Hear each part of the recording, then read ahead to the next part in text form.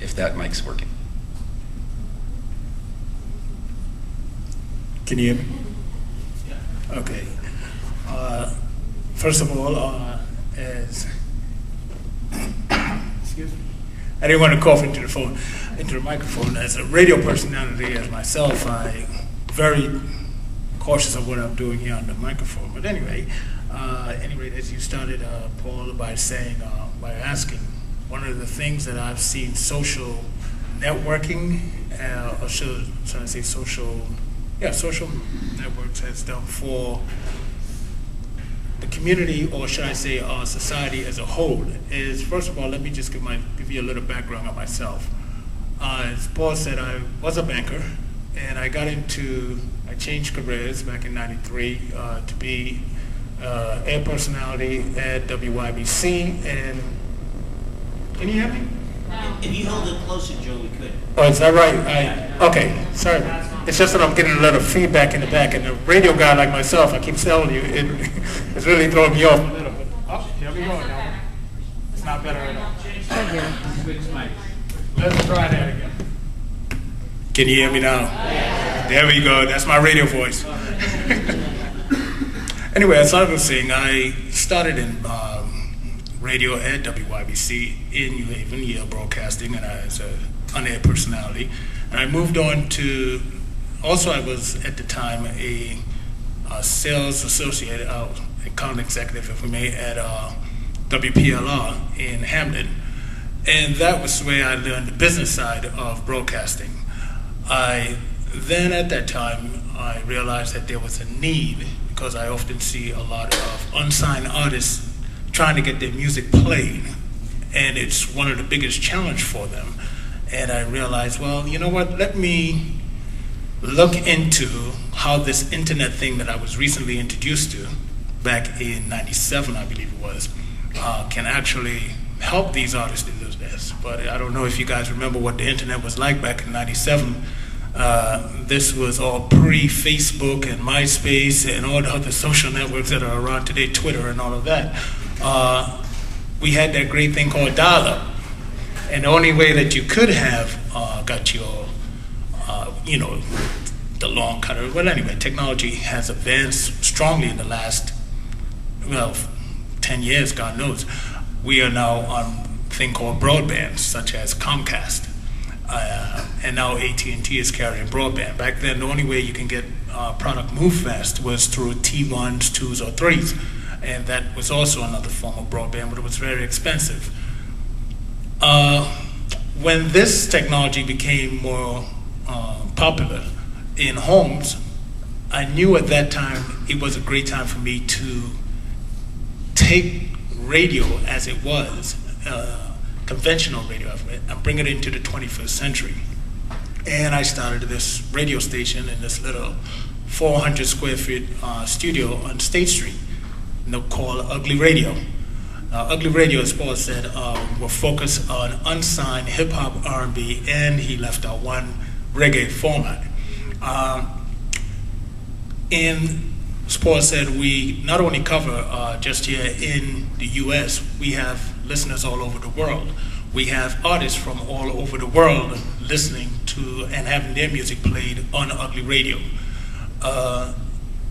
The thing that we have seen, and just in the last, I have seen in the last 18 months or so, is how much that community has grown on the internet.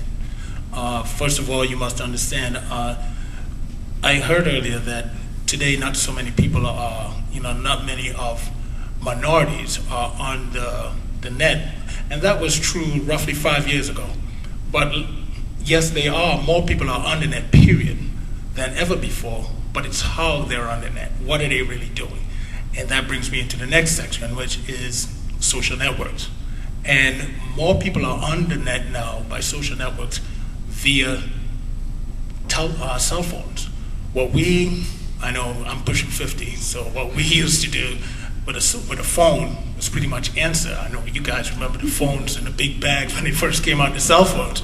Today you can take your pictures, you can do so many things with it, i.e. Video video recording. I went to a wedding recently and saw someone with a phone all night long. It just goes to show how far that product has grown. Now that technology has also allowed us to expand radio onto cell phones.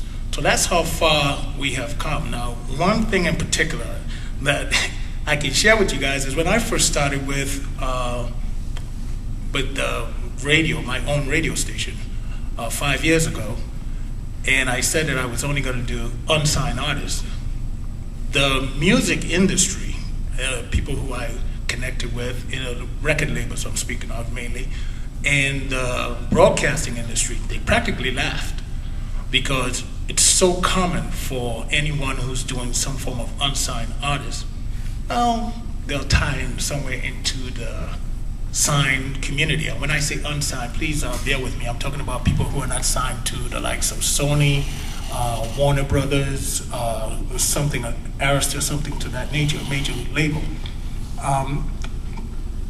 However, what has happened is with this technology, the internet, I saw where it was going, how much opportunity was available. They laughed at me, as I said, and they said, we'll give him 3 months. He'll be playing signed artist music. And they said, we'll give him 6 months. He's still not playing our stuff. Well, let's give him a year. He'll be playing it. And I never did. And I stuck to, we're only going to handle unsigned artists. Now, my thing that I've seen is the combination of social networks tied into the music business has now drawn in more of the signed labels now, because an unsigned artist with Ugly Radio can now promote his music through the Facebooks, the MySpace, the Twitter. They can tell where they're going to be. So that is one of the things that I can strongly say I've seen. So in a way, do you become a label, Joe? So I'm some band, let's say in Atlanta. Mm-hmm. I want to hit it. Sony won't sign me. I got a good band. Mm-hmm. I get an Ugly Radio. Ugly Radio keeps the music there permanently. They use that to promote it to people in other forums. Right. I always stay away. Like I deal with, as I said, I deal with a lot of labels, a lot of signed labels. I stay away from the title of a label, but technically I am. We create, promote, and distribute music for signed artists. And speaking of this social network area, we also are expanding with the Uglings, which is a social network where where a producer can meet up with an artist or with video promoters or any type of promoters for the music business. One thing that's talked a lot about with new media is about how the internet is enabling everyday people, to bypass what they call the gatekeepers, whether it's the big newspapers who tell you what politicians you can listen to and what ideas, or whether it's the book publishers who tell you what you can read, or whether it's the music labels who tell you what's good music. So I was out in San Francisco recently, and I decided whether to go hear a folk singer. And I went on and saw her Facebook page. I said, okay, sounds okay. So I went out there, and she had promoted the whole event through MySpace. She got a crowd. And then she said, before you hear this next song, I want you to all take out your cell phones. Dial this text number and put your email address, and then you will automatically have emailed to you a song that nobody else has gotten. And what's interesting to me, it makes me think of what the Grateful Dead was doing years ago when they said everyone could record our concerts free, give your friends the tapes. And what that did is that actually got more people to go see the Grateful Dead in person, and they made all their money in concert. Is that happening now with music, that people are using networks, whether it's Ugly Radio or MySpace, to become every artist almost their own music label, promotion label, and find the people in the country who will actually want to meet up with them and hear them?